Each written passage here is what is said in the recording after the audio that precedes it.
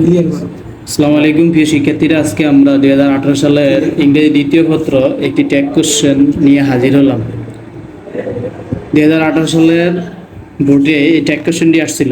আমরা সাধারণত জানি 9 নং এ ট্যাগ কোশ্চেন আসে।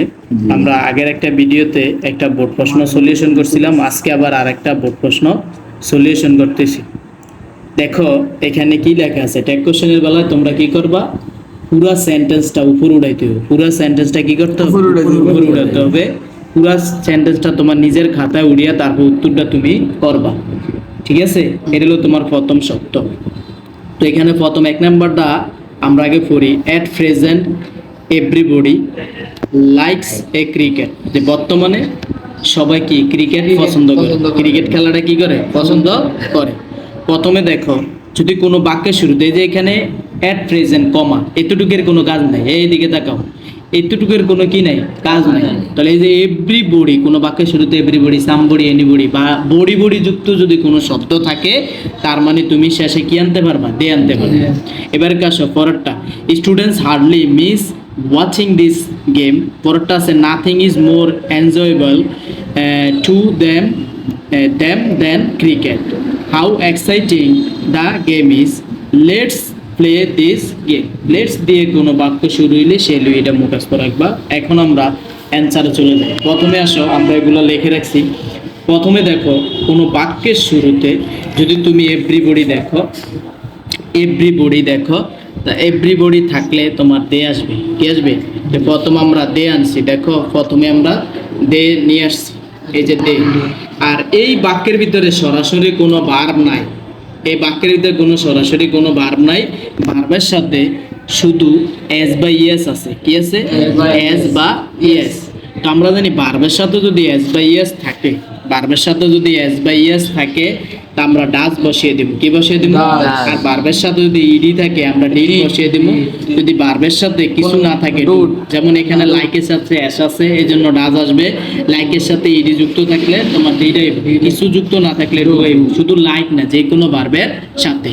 যেহেতু আমরা টেন্স জানি না, বা এটা কোন ফর্মে আছে আমরা জানি না, কি ফার্স্ট ফর্মে না সেকেন্ড ফর্মে, এই জন্য তোমাদের জন্য এই নিয়মটা।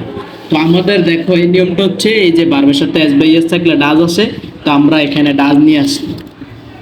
এই যে আমরা ডাজ, কিন্তু দের সাথে কখনই কি বসে না, ডাজ বসে না। তাহলে দের সাথে কি বসে, ডু বসে।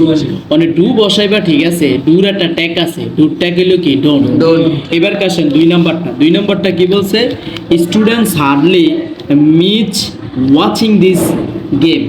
তাহলে বলছে এখানে ছাত্রছাত্রীরা এই খেলাটা কোনোভাবে কি মানে মিস করতে চান, মানে এটা দেখতে চায়। যেমন এটা এখানে হার্ডলি দেখলে, কোনো বাক্যেতে হার্ডলি, লিটল, স্যান্ডম, ঠিক আছে, এগুলো যদি দেখো তাহলে সবসময় এটা নাবোধক বোঝায়। কি বোঝায়? নাবোধক। তাহলে নাবোধক হইলে তোমার নট যুক্ত হবে না ভার্বের লগে। কিসের সাথে? তাহলে এই বাক্যেতে দেখো মিস, তাহলে মিস শব্দটা দেখো, এই মিস শব্দটা কিন্তু পুরো একটা ওয়ার্ড, একটা শব্দ। তার মানে এটার সাথে কোনো কিছু যুক্ত নাই। তাহলে আমরা জানি কোনো কিছু যুক্ত না থাকলে কি আসে, ডু আসে। তাহলে এই যে আমরা ডু নিয়ে আসলাম। আর এখানে দে কেন আসছে, এই যে স্টুডেন্টস, এটা পুরা স্টুডেন্টসকে একজন না অনেকজন বুঝাইছে, মানে ছাত্রছাত্রীরা, ছাত্রছাত্রীগুলো, ঠিক আছে। তাহলে এখানে অনেকজন, এই জন্য পুরাল বুঝাইলে কি আসে, দে আসে, ঠিক আছে। এই যে দে বসে দিলাম। পরেরটায় আসি আমরা, বলছে nothing is more enjoyable to them than cricket.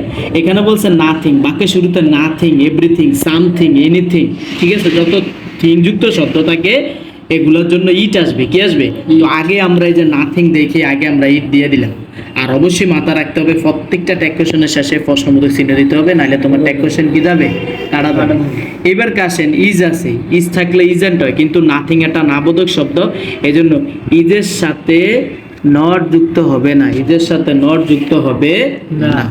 এবার কাছেন পরেরটা আমরা যাই, how exciting the game is.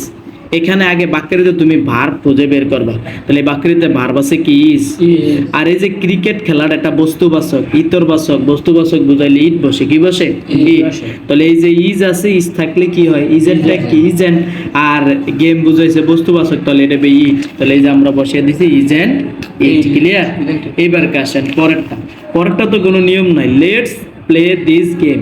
যদি কোনো বাক্যের শুরুতে লেটস বা লেটাস দিয়ে বাক্য শুরু হয় তাহলে সেলুই মুখস্থ রাখবেন। কি হয়? সেলুই বয়। তাই আমরা এই যে এখানে সেলুই বসিয়ে দিলাম। এবার দেখো প্রিয় শিক্ষার্থীরা, এগুলো যদি তোমরা দেখো বাক্যের শুরুতে, এটা মাথায় বাক্যের শুরুতে থাকতে হবে। বাক্যের শুরুতে যদি ডোন্ট দিয়ে কোনো বাক্য শুরু হয়, যেমন থাকতে পারে ডোন্ট ডিস্টার্ব মি, আমাকে কি করো না ডিস্টার্ব। এই যে ডোন্ট দিয়ে বাক্য শুরু হয়েছে, যদি ডোন্ট দিয়ে বাক্য শুরু হয় ডিরেক্টলি তুমি বসিয়ে দিবা উইল ইউ। তোমার এখানে আদেশ বোঝা লাগবে না, উপদেশ বোঝা লাগবে না, ঠিক আছে? তুমি যদি দেখো তুমি উইল ইউ বসিয়ে দিবা। তারপর বাক্যের শুরুতে যদি লেটস বা লেটাস দিয়ে বাক্য শুরু হয় তাহলে সেলুই। আর বাক্যের শুরুতে যদি শুধু লেট থাকে তাহলে তুমি উইল ইউ বসিয়ে দিবা। ওকে, সবাই শেয়ার এবং লাইক কমেন্ট করবেন অবশ্যই। ওকে, ধন্যবাদ।